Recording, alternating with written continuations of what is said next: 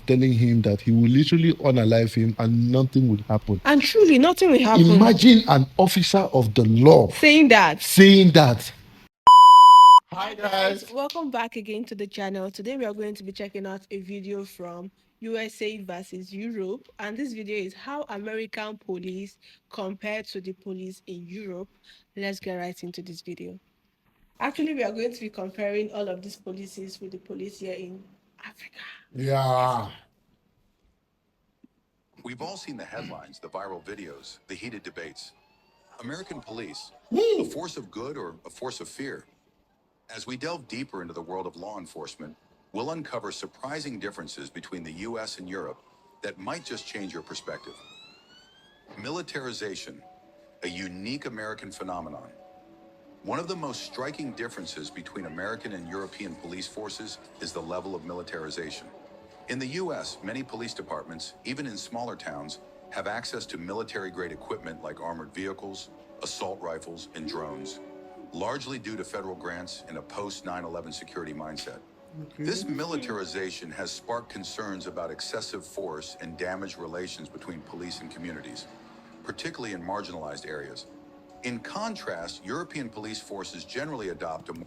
I'm so sorry, but I feel like what the police, the equipment the police have for their day-to-day tasks is like those equipment you take to battlefield, you take to war. Military, yeah. Yeah, like those armored car, the rifles, those are things you take to battle, not to work in a community, you know. That's Well, scary. from what he said this was actually a development From the post from 9/11. post I do 9/11. understand that, but it should be kept somewhere. When alert come, you know, go get or fetch it. more restrained approach. While some countries like France or Spain have specialized counterterrorism units, most European officers are equipped with less aggressive tools and focus on de-escalation, community policing, and non-lethal tactics. Yeah, Training duration, a marathon versus a sprint. One of the most striking differences between US and European police forces is the length and depth of police training. In the United States, becoming a police officer often involves anywhere between 18 to 30 weeks of training at a police academy.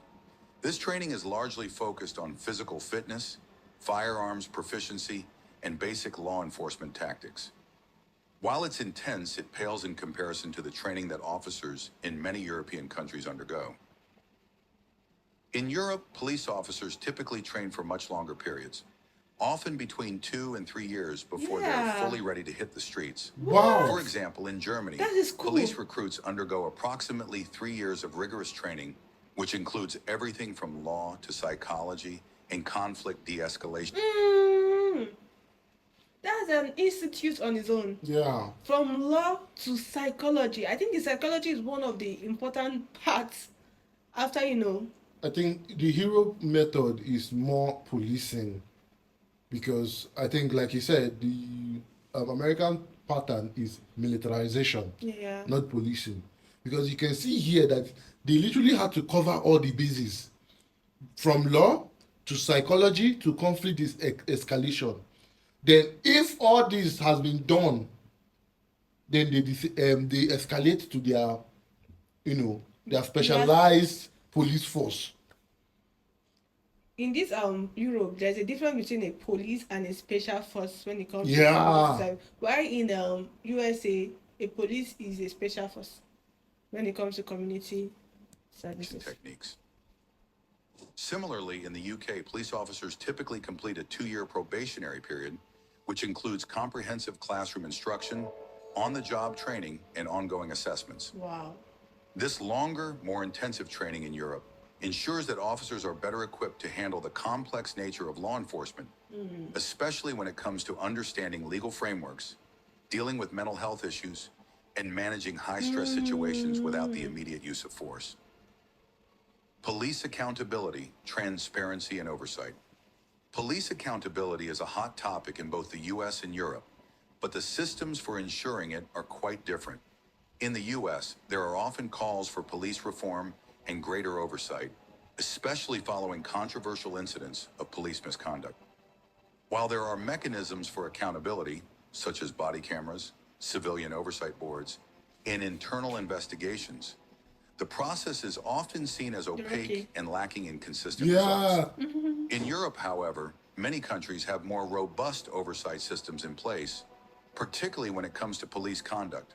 For example, in the UK, the Independent Office for Police Conduct, IOPC, is an independent body that investigates complaints against the police and ensures transparency in the system. In Norway, public trust in law enforcement is bolstered by independent review processes that allow citizens to file complaints and hold officers accountable for misconduct. Moreover, in countries like Sweden and the Netherlands, police misconduct is treated with the utmost seriousness, and officers found guilty of abuse or corruption are often swiftly held accountable through internal or external investigations, ensuring greater public trust in the police force. The role of technology, surveillance versus privacy. In recent years, both US and European police forces have begun utilizing advanced technology to aid in law enforcement. However, there's a stark difference in how technology is used and regulated. In the US, surveillance tools such as facial recognition technology, drones, and predictive policing algorithms are being employed by law enforcement agencies, sometimes with little regulation or oversight. This has raised concerns about privacy rights, particularly in light of incidents where these technologies have been used disproportionately against minority communities. On the other hand, in Europe, the use of surveillance technology is subject to strict data protection laws, such as the General Data Protection Regulation, GDPR. European countries are much more cautious about the collection and use of personal data, and any surveillance activities are heavily scrutinized for their legality and necessity. The European Union has set high standards for police use of technology, often prioritizing individual privacy and freedoms over the unchecked expansion of surveillance tools. Policing and mental health. A major difference in approach. Policing in the US often places a heavy burden on officers to handle a wide range of situations, including mental health crises. Unfortunately, the lack of proper training or resources can result in tragic outcomes, with police responding to mental health-related incidents with force instead of care. Yes. In the US, over 1 in 5 fatal police shootings involve individuals with mental health issues. In Europe, however, mental health training is often integrated into police education from the outset. Countries like Finland and the Netherlands have implemented specialized training and units to deal with mental health emergencies in a way that emphasizes care and understanding rather than punitive measures. In Finland, for example, officers are trained to recognize signs of mental distress and are equipped to handle situations calmly and effectively, often working in tandem with healthcare professionals to avoid violent escalation. Moreover, several European countries have separate mental health response teams that operate alongside the police, ensuring that individuals experiencing a crisis receive the appropriate care rather than being incarcerated or subjected to force. Civilian oversight, a patchwork system in the US. Civilian oversight of police is a crucial check on power, but its implementation varies widely across the US. Some states have robust civilian review boards with investigative and disciplinary authority, while others rely on internal affairs units within police departments. This patchwork system can lead to inconsistencies in accountability. In Europe, civilian oversight is often more centralized and standardized. Independent police complaints, commissions, or inspectorates have the power to investigate misconduct, recommend disciplinary action, and even refer cases to prosecutors. Policing culture, community versus authority. Another key difference between US and European police forces is their overall relationship with the public. In the US, policing often has an authoritarian undertone. The term us versus them is a common sentiment, where officers view themselves as protectors of the public, often positioning themselves above the citizens they serve. This mentality can sometimes lead to a more confrontational approach in interactions with the public. In contrast, European policing tends to have a more community-oriented approach. The philosophy of policing by consent is central to many European nations, particularly in the UK. British police, for example, pride themselves on not carrying firearms and often emphasize their role as part of the community, not separate from it. The idea is to build trust with citizens through transparency, respect, and communication. This approach fosters a sense of collaboration, where police officers are seen as problem solvers rather than enforcers of law and order. The difference in police culture often extends to how police officers engage with protests, public gatherings, and civil disobedience. In the US, large-scale protests have sometimes led to violent clashes with law enforcement. Do you know one thing, right? If you look at what he said here, he said in Europe, right, police are often looked at as problem solvers, not as law enforcers, right? And it speaks quite a lot. I imagine over here in Africa, you can't even meet a policeman for your problem. I think one of the basic questions they will ask you is, "Do I look like your father?" Yeah. Or they will say, "Oh, they don't handle this case." Yeah. They will now refer you to ah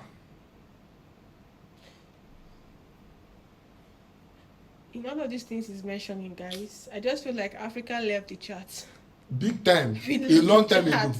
From the beginning of the video, we are not in this They conversation. walked away. They sneaked out of the chat. Because man. And the level and the approach they go about enforcing these laws is absolutely dehumanizing. And one statement they made from this video, they say they forget that they serve the funniest thing is that these people forget that they are serving the citizens, Not themselves. not the politicians, Yeah. not the government. It's the citizens.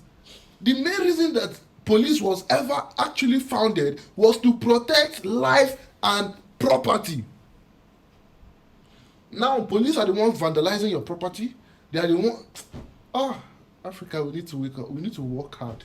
Like, we have a long road. Look at the way those people approach that policeman. They were even discussing with him. Here, you see, I'm not saying that there are no people like that, but like, There are few. You first of all collect many harassment before you get to that one person that is good. Police are tyrants over here. Before you get to that one person that will. I cry for this country sometimes. With police using riot gear, tear gas, and rubber bullets to disperse crowds. On the other hand, European police forces are more likely to use dialogue, negotiation, and a gradual response to maintain order in similar situations. Wow. In countries like the Netherlands and Spain, for example, public protests are often managed by officers who engage in conversation with protest leaders to prevent violence before it escalates. Sorry, I just remembered something. You know that over in Africa, right, they don't negotiate with protesters. They don't dialogue with protesters. They even go as far as unaliving most of them. Yeah, a lot lot of of jailing videos. a lot of Yeah, them. a lot of videos like that. But guess what? They will dialogue with terrorists. Yes. They will negotiate with terrorists. They will I